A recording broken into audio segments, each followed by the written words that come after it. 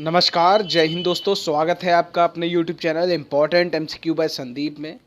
दोस्तों, आज सवेरे हमने डीएलएड सेकंड सेमेस्टर का मॉडल पेपर नंबर 9 का प्रश्न पत्र अपलोड किया था, जिसे आप लोगों ने देखा और काफ़ी लोगों ने सोल्यूशन की डिमांड की। तो सोल्यूशन तो मैं वैसे भी देने वाला था, तो ये आपके सामने यहाँ पर सोल्यूशन वाला वीडियो आ चुका है। यहाँ पर आप अपने उत्तरों को मैच कर सकते हैं। मैंने जो आपको प्रश्न पत्र प्रोवाइड कराया था उसमें आपने कितने क्वेश्चन सही किए, कितने आंसर गलत किए, वो आप यहाँ से मैच कर सकते हैं। और लास्ट में मैच करने के बाद आप ये भी हमें ज़रूर बताइएगा कि आपके कितने उत्तर सही हुए, यानी हम कह सकते हैं कि कितने नंबर आपके आ रहे हैं। 1 से लेकर 11 तक प्रश्न संख्या 1-1 नंबर वाले हैं और 12 से लेकर 18 तक 2-2 नंबर के प्रश्न पत्र 2-2 नंबर के हैं क्वेश्चंस, ये तो आपको पता ही है।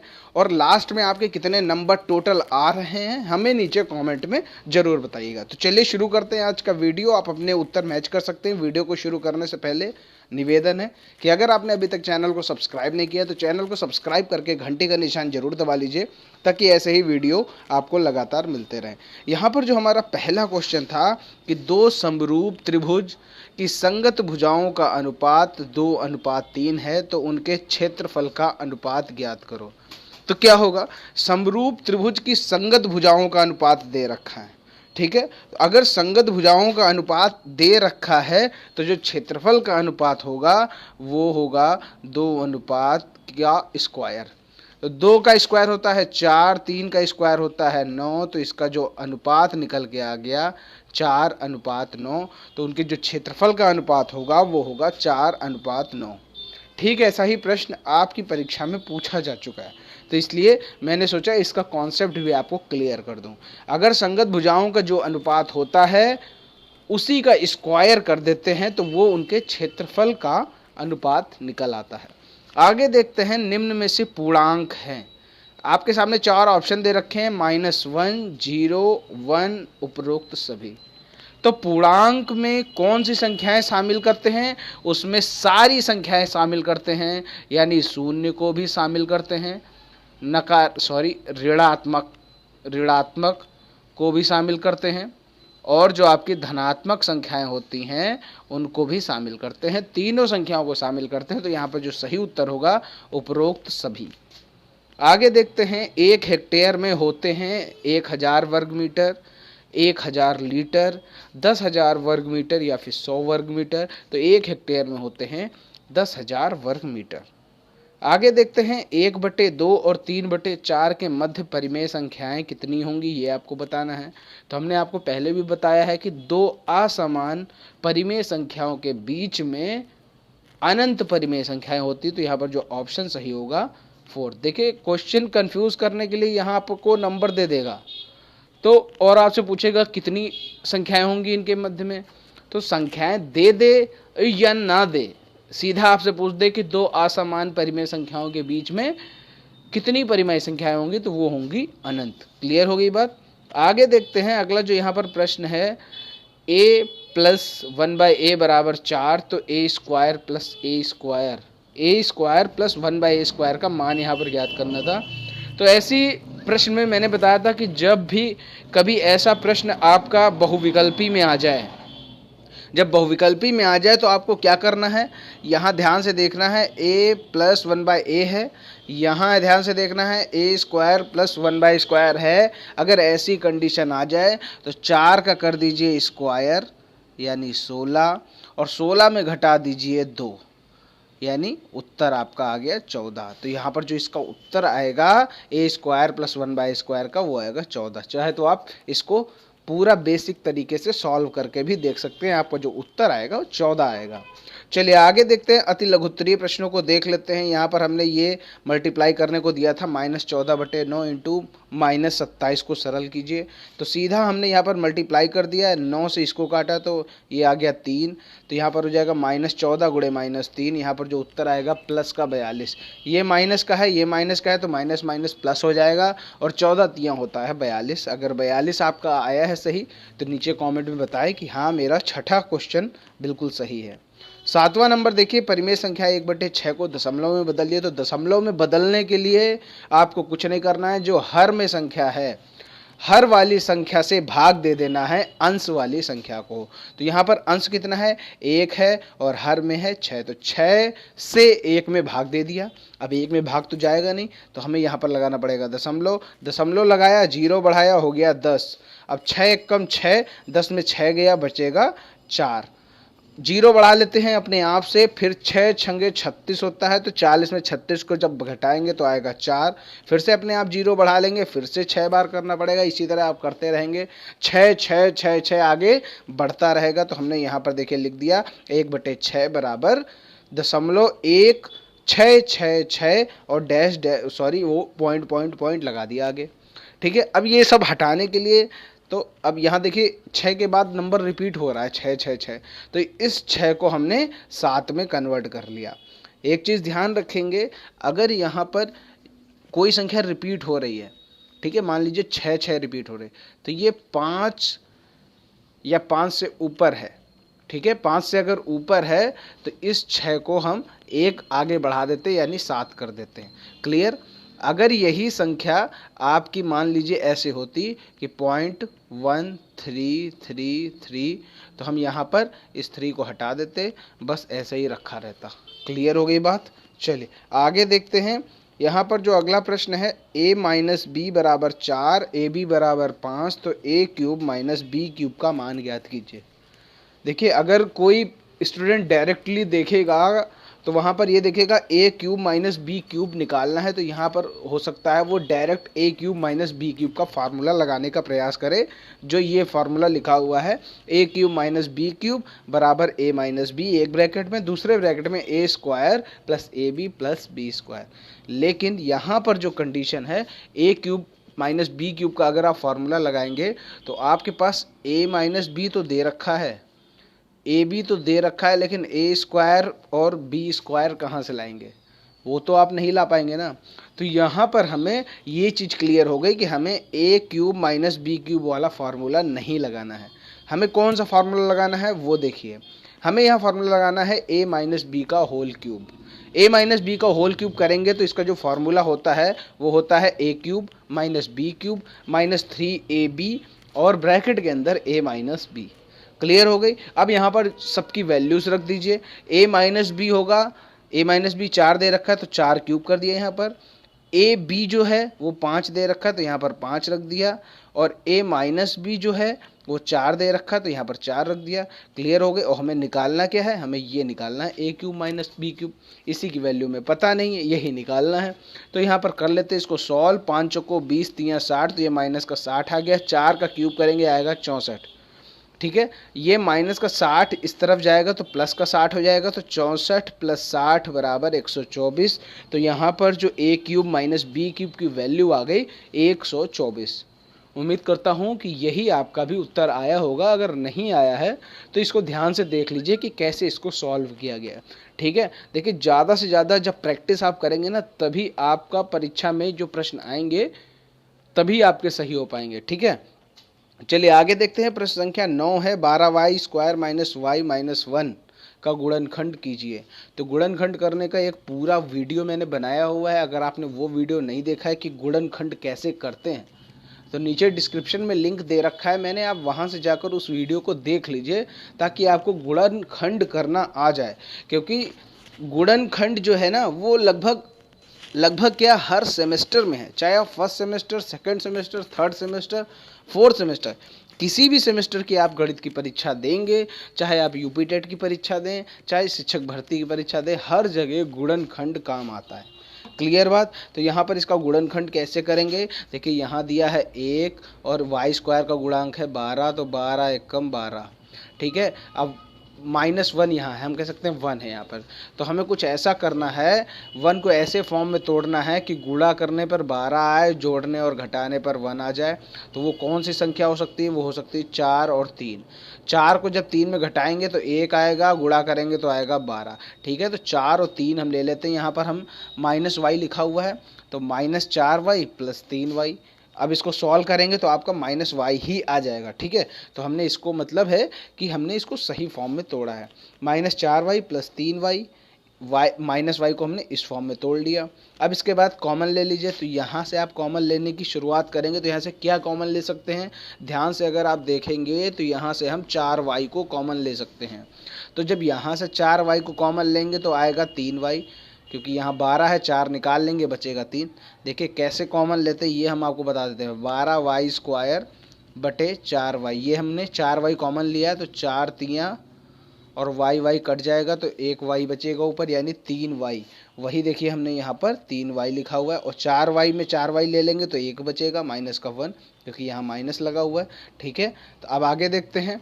अब ये जो हमने 3y - 1 कॉमन लिया, इसको उठाकर हम ऐसे ही सेम टू सेम यहाँ रख देते हैं, रख दिया। अब इसके बाद हमने यहाँ देखा 3y यहाँ है, यहाँ कितना है, यहाँ भी 3y है, दोनों जगह 3y है। 3y और 3y दोनों जगह दोनों कट जाएंगे तो क्या आएगा, 1 ही तो आएगा। तो हमने उठाकर यहाँ पर 1 रख दिया, क्लियर हो गई बात। अब 4y + 1 एक जगह रख दिया, 3y - 1 एक जगह रख दिया, तो ये आपका आ गया गुणनखंड।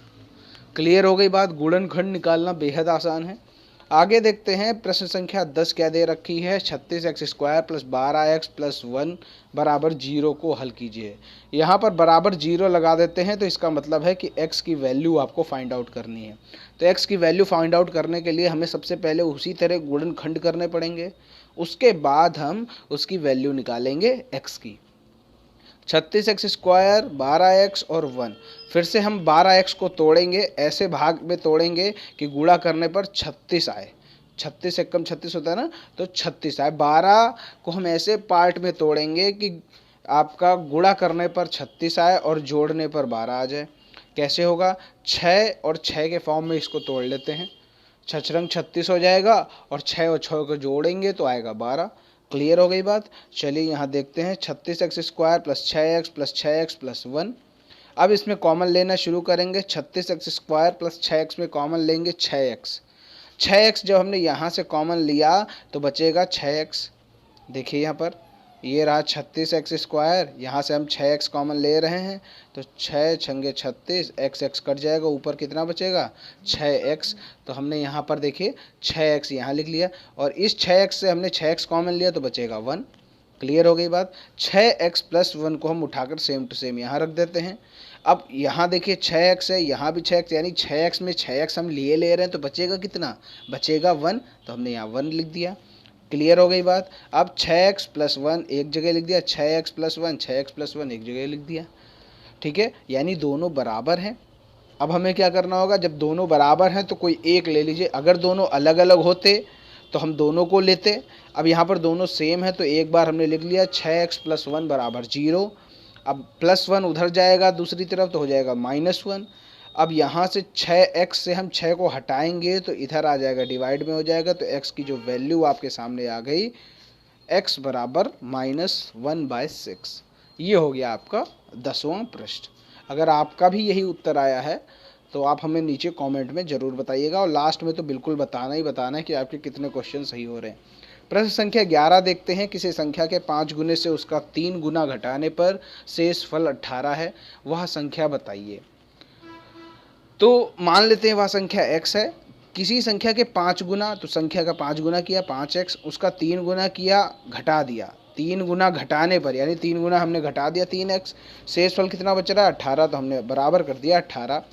तो 5x में 3x घटेगा, 2x आएगा, 2x बराबर 18। यहाँ से जब 2 हटेगा तो उधर जाएगा तो 18/2 हो जाएगा। तो x की जो वैल्यू निकल के आ गई वो आ गई आपके सामने 9। आप देख सकते हैं आसानी से कैसे यहाँ पर सॉल्व किया गया। क्लियर हो गई बात। चलिए अब आगे देखते हैं, बढ़ते हैं अति लघुत्तरीय प्रश्नों की तरफ। प्रश्न संख्या 12 क्या कह रहा है, 15 माइनस ब्रैकेट के अंदर -3, फिर ब्रैकेट के अंदर 4 - 6 - 2 डिवाइड 3, 5 प्लस ब्रैकेट के अंदर -3 इंटू -6 ब्रैकेट के अंदर। क्लियर हो गई बात। तो अब यहाँ पर इसको सॉल्व कैसे करेंगे, देखिए सबसे पहले हमें क्या सॉल्व करना होता है, जो सबसे छोटा ब्रैकेट है। तो सबसे छोटा ब्रैकेट क्या है, ये है 6 - 2। 6 - 2 कितना आता है, 4 आता है, तो हमने यहाँ 4 लिख दिया। और यहाँ पर पहले से 4 है, ये 4, अब यहाँ पर हो गया 4 - 4, ठीक है, ध्यान देखिएगा। सारी चीज़ें तो क्लियर हैं कि हमने वैसे ही रख दी। यहाँ पर ये -3 और -6 था, तो इन दोनों का मल्टीप्लाई कर दिया तो 6 18 आ गया, माइनस माइनस का गुणा किया तो हो गया प्लस, तो 5 + 18 हो गया। ठीक है, 5 + 18 हो गया। बाकी इधर देखते हैं, 4 - 4 होता है 0। अब ये 0 जो है वो -3 से मल्टीप्लाई में है, -3 और 0 का जब मल्टीप्लाई करेंगे तो हो जाएगा 0, और यहाँ पर 3 × 23 हो जाएगा आपका 69, तो 0 डिवाइड बाय 69। अब 0 डिवाइड बाय, अगर किसी भी संख्या 0 को डिवाइड करेगा तो आंसर कितना आएगा, 0 ही आएगा। ठीक है, तो 15 - 0 = 15। ये क्लियर हो गया। अगला प्रश्न संख्या 13, किसी गांव में पुरुषों की संख्या 6xy + 5y² - 8z है, महिलाओं की संख्या 2x + yx - 2y है। बताइए पुरुषों की संख्या महिलाओं की संख्या से कितनी अधिक है। देखिए यहाँ पर हो सकता है काफ़ी स्टूडेंट कंफ्यूज हैं, लेकिन ये बिल्कुल आसान सा क्वेश्चन है। मान लेते हैं कि जैसे पुरुषों की संख्या 10 है और महिलाओं की संख्या 5 है, तो यहाँ पर ये पूछा जा रहा है कि पुरुषों की संख्या महिलाओं की संख्या से कितनी अधिक है, तो 10 - 5 करेंगे, 5 आएगा, तो यही आपका उत्तर हो जाएगा। यहाँ पर भी वही करना है, पुरुषों की संख्या से महिलाओं की संख्या को घटा देना है, तो यहाँ पर आपका उत्तर मिल जाएगा। यहाँ पर सिर्फ यही पूछा जा रहा है कि पुरुषों की संख्या महिलाओं की संख्या से कितनी अधिक है, तो पुरुषों की संख्या से महिलाओं की संख्या को घटा दीजिए, आपका उत्तर आ जाएगा। देखिए यहाँ पर हमने वही किया हुआ है, 6xy + 5y² - 8z minus bracket के अंदर 2x + yx - 2y।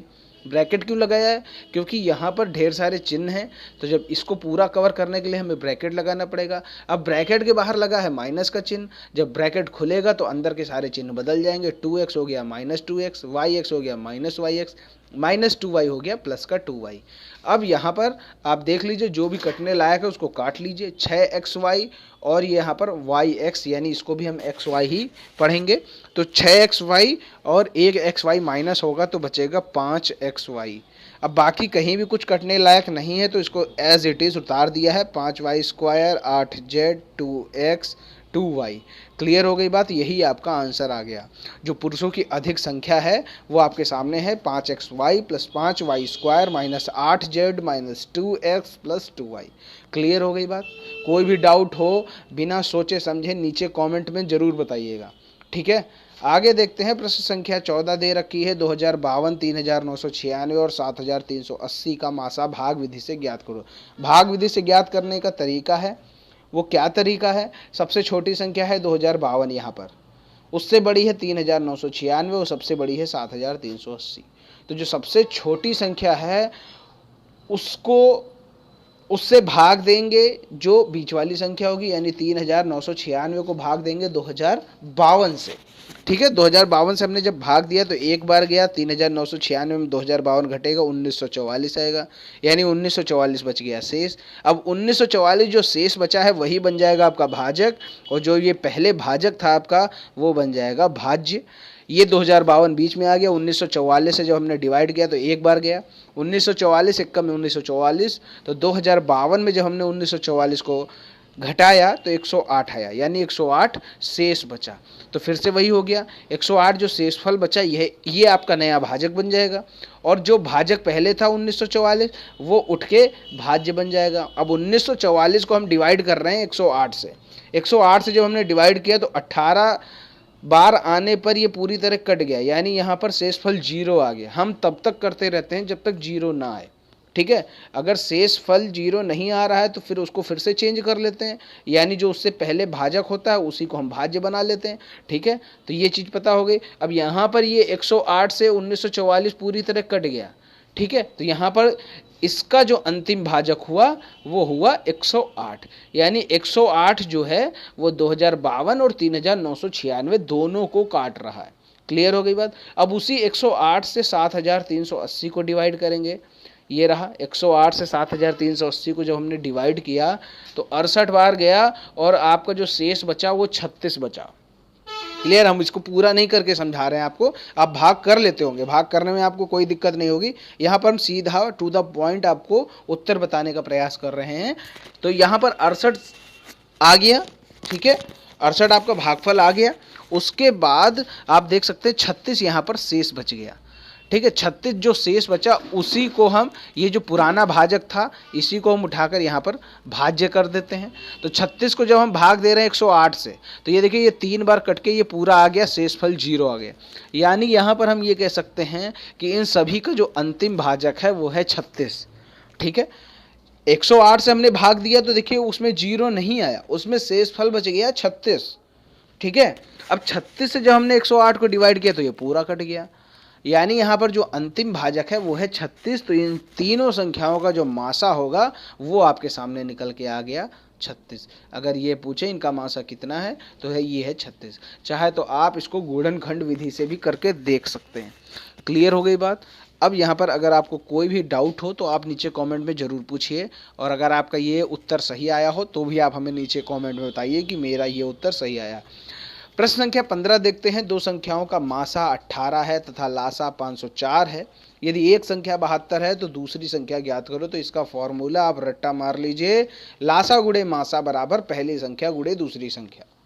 ठीक है, या फिर किसी किसी प्रश्न में क्या दे रखा होता है, दोनों संख्याओं का गुणनफल। ठीक है, दोनों संख्याओं का गुणनफल दे रखा होता है तो वहां पर पहली संख्या और दूसरी संख्या की जरूरत ही नहीं होती, क्योंकि ऑलरेडी वहां पर गुणनफल दे रखा है। इन सबका, इन दोनों का गुणनफल करके पहले ही दे रखा होता है किसी की क्वेश्चन में। ठीक है, आपने क्वेश्चन देखे भी होंगे कि दो संख्याओं का गुणनफल इतना है और मासा इतना है, लासा ज्ञात करो। क्लियर हो गई बात। तो वहां पर भी यही फॉर्मूला लगेगा, ये फॉर्मूला है। तो लासा की जगह हमने लासा रख दिया 504, मासा की जगह 18 रख दिया। पहली संख्या 72 थी, दूसरी संख्या निकालनी है। अब 72 उठ के इधर आ जाएगा तो डिवाइड में चला जाएगा, तो ये कट जाएगा आपका 18 चौको 72, और 4 से 504 को काटेंगे 126, आपका उत्तर आ जाएगा। जो दूसरी संख्या निकल के आ गई 126। यहाँ पर आप आसानी से पूरा हल देख सकते हैं। कोई भी डाउट हो फटाफट नीचे कमेंट में बताइएगा ज़रूर, और अगर आपका ये उत्तर सही आया है तो आप हमें कमेंट में बताइए कि मेरा ये उत्तर सही आया। अगला प्रश्न संख्या 16 है। लकड़ी के घनाभ के आकार के एक टुकड़े की लंबाई 64 सेंटीमीटर, चौड़ाई 32 सेंटीमीटर, ऊंचाई 48 सेंटीमीटर। इससे 16 सेंटीमीटर लंबाई के, 8 सेंटीमीटर चौड़ाई के तथा 12 सेंटीमीटर ऊंचाई वाले कितने गुटके बनाए जा सकते हैं। देखिए इस तरह के क्वेश्चन में ना थोड़ा ध्यान से आप ये देखा करिए कि यहाँ पर कहीं कोई इकाई अलग अलग तो नहीं है। यहाँ सेंटीमीटर, यहाँ सेंटीमीटर, यहाँ सेंटीमीटर, यहाँ सेंटीमीटर, यहाँ सेंटीमीटर, यहाँ, यानी सारी इकाई सेम है, यानी हमें कहीं कुछ बदलना नहीं है। ठीक है, अब सीधा हम गुटकों की संख्या निकालेंगे। लकड़ी का जो बड़ा वाला गुटका है, यानी बड़ी वाली जो लकड़ी है उसका आयतन निकाल लेंगे, और बटे एक गुटके का आयतन निकाल लेंगे। यानी जो आपकी बड़ी लकड़ी है, मान चलो ये बड़ी लकड़ी है, तो इसमें एक टुकड़ा जो होगा उसका आयतन निकाल लीजिए और बड़े वाले का आयतन निकाल लीजिए। इससे क्या होगा, आपको टुकड़ों की यानी गुटकों की संख्या पता चल जाएगी। तो जो लकड़ी का आयतन है 64 गुणे 32 गुणे, यही तो होता है लंबाई गुणे चौड़ाई गुणे ऊंचाई। तो लंबाई 64, चौड़ाई 32, ऊंचाई 48 लिख दिया। 64 गुणे 32 गुणे 48, और एक गुटके का जो आयतन है प्रश्न में दे रखा है 16 गुणे 8 गुणे 12। अब इसको आप काट लीजिए आसानी से। 16 चौको 64, 8 चौको 32, 12 चौको 48, 4 गुणे 4 गुणे 4। यहाँ पर जो उत्तर आपके सामने आ गया 64 गुटके। क्लियर हो गई बात। कोई भी समस्या नहीं होनी चाहिए। इसी तरह के प्रश्न और भी आते हैं, जैसे एक दीवार है, दीवार का आयतन दे रखा है और एक ईंट का आयतन दे रखा है, तो वहां पर ईंटों की संख्या पता चला ज्ञात करनी है, तो वहां पर भी यही करना पड़ता है, दीवार की आयतन बटे एक ईंट का आयतन, डिवाइड कर दीजिए, आपको ईंटों की संख्या निकल के आ जाती है। ठीक है, तो सब कुछ प्रैक्टिस कर लीजिए ताकि कोई भी प्रश्न आपसे गलत ना हो। ठीक है, चलिए आगे देखते हैं। मध्यिका ज्ञात करनी है। यहाँ पर 8, 9, 12, 10, 11, 19, 13, 10, 20, 22 ये संख्याएं दे रखी। मध्यिका ज्ञात करनी। सबसे पहले हमें क्या करना होगा, इनको आरोही क्रम में सजाना होगा। आरोही क्रम का मतलब होता है छोटे से बड़ा। तो छोटे से बड़ा हमने यहाँ सजा लिया है 8, 9, 10, 10, 11, 12, 13, 19, 20, 22। क्लियर हो गई बात। अब इनको हम गिन लेते हैं। 1, 2, 3, 4, 5, 6, 7, 8, 9, 10 10 है, यानी 10 जो होती है वो सम होती है। तो यहाँ पर जो मध्यिका का फार्मूला लगेगा वो सम वाला लगेगा। मध्यिका का सम वाला फार्मूला क्या होता है, 1/2 ब्रैकेट के अंदर n/2वें पद का मान प्लस n/2 प्लस 1वें पद का मान। तो यहाँ पर n कितना निकला है, वो निकला है आपके सामने 10, तो 10/2, और 10/2 प्लस 1 यानी 10/2 हो जाएगा पाँचवें पद का मान, 10/2 + 1 का मतलब है छठवें पद का मान। तो पाँचवें पद का मान कितना है, 1 2 3 4 5, ये पाँचवें पद का मान और ये छठे पद का मान, मतलब 11 और 12। तो हमने 1/2 ब्रैकेट के अंदर 11 + 12, 11 + 12 होता है 23। तो 2 जब इससे काटेंगे तो आएगा आपका 11.5। तो जो मध्यिका निकल के आपके सामने आ गई वो आ गई 11.5। ये आप देख सकते हैं। क्लियर हो गई बात। आप देख सकते हैं कैसे यहाँ पर मध्यिका निकाली गई है। ये आपका मध्यिका निकल के सामने आ गई। ठीक है, कोई भी डाउट नहीं होना चाहिए। देखिए, मध्यिका का क्वेश्चन हर हाल में पूछा जाना है, बारंबारता सारणी का क्वेश्चन हर हाल में पूछा जाना है। तो ये चीज़ें, ये जो 2-4 टाइप के प्रश्न हैं, इन सब को तो आप अच्छे से क्लियर कर ही लीजिए। ठीक है, क्योंकि अगर ये नहीं आते तो मान के चलिए कि आपके बड़े बड़े क्वेश्चन तो आते नहीं, ये जरूर आने चाहिए। और ये और क्वेश्चन की अपेक्षा सरल भी होते हैं। ठीक है, तो ये चीज़ क्लियर कर लीजिए। चलिए आगे देखते हैं। आज का जो लास्ट क्वेश्चन है, नीचे दिए गई सारणी के आंकड़ों को आयत चित्र द्वारा प्रदर्शित कीजिए। आयु दे रखी 25 से 30, 30 से 35, 35 से 40, 40 से 45, 45 से 50, 50 से 55। ठीक है, और श्रमिक की संख्या दे रखी 40, 60, 80, 70, 60। कैसे करेंगे, जो आयु दे रखी यानी इसको हम कह सकते हैं वर्ग अंतराल दे रखा है, उसको नीचे की तरफ लिखते हैं। यहाँ पर आप देख सकते हैं जो वर्ग अंतराल है उसको हमने नीचे की तरफ रखा है, और जो नंबर्स हैं यानी जो बारंबारता है उनको हमने ऊपर की तरफ रखा है। जो सारणी में, यहाँ आप देख सकते हैं, ऐसे समझेंगे, जो सारणी में नीचे होता है वो होती है बारंबारता, और जो ऊपर होता है वो होता है वर्ग अंतराल। क्लियर हो गई बात। तो वर्ग अंतराल यहाँ पर तो ऊपर होता है।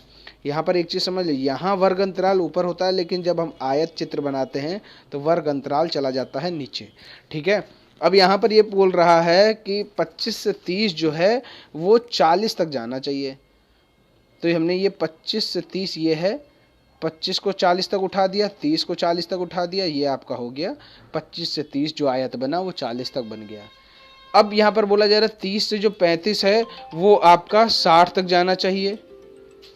ठीक है, जो 30 से 35 है, यहाँ आप देख सकते हैं 30 से 35 है वो 60 तक जाना चाहिए। तो यहाँ आप देख सकते हैं ये है 30 और ये है 35। तो 30 को 60 तक उठा दीजिए, 35 को 60 तक उठा दीजिए और जोड़ दीजिए, ये आपका बन गया 30 से 35 60 तक। इसी तरह 35 से 40 80 दिया है, तो 35 को 80 तक उठाइए, 40 को 80 तक उठाइए और मिला दीजिए। ठीक है, यहाँ पर अब 40 से 45 बोल रहे हैं 70 तक ले जाओ, तो 40 को 70 तक ले जाओ, 45 को 70 तक ले जाओ और ऊपर मिला दो। अब 45 से 50 को 60 तक ले जाना है, 50 से 55 को 50 तक ले जाना है। अब इतना बता दिया तो आगे का आप आसानी से कर सकते हैं। उम्मीद करता हूं कि ये 18 प्रश्न आपने भी कर लिए होंगे। आपके कितने प्रश्न सही हुए हमें नीचे कमेंट में ज़रूर बताइएगा। कितने नंबर आपके आ रहे हैं 25 में इस प्रश्न पत्र के अकॉर्डिंग। उम्मीद करता हूं कि आप सभी लोग पास हो गए होंगे। अगर इस प्रश्न पत्र के मुताबिक अगर किसी की बैक आ रही है तो वो भी नीचे कमेंट में बता दीजिए, ताकि आपका क्या स्तर है वो भी हमें पता चल जाए। यहाँ पर कोई किसी का उपहास नहीं उड़ाता है, तो इसलिए आप आसानी से यहाँ पर बता सकते हैं। ओके, उम्मीद करता हूँ वीडियो पसंद आया होगा। जो क्वेश्चन आपके गलत हुए हैं उनको आप इस वीडियो के माध्यम से देखकर सीख सकते हैं। वीडियो को लाइक करें, शेयर करें, चैनल को सब्सक्राइब करना बिल्कुल ना भूलें। चैनल को सब्सक्राइब कर लीजिए, घंटी का निशान दबा लीजिए, ताकि सभी वीडियोस का नोटिफिकेशन आपको लगातार मिलता रहे। मिलते हैं दोस्तों अगले वीडियो में, तब तक के लिए जय हिंद, जय भारत।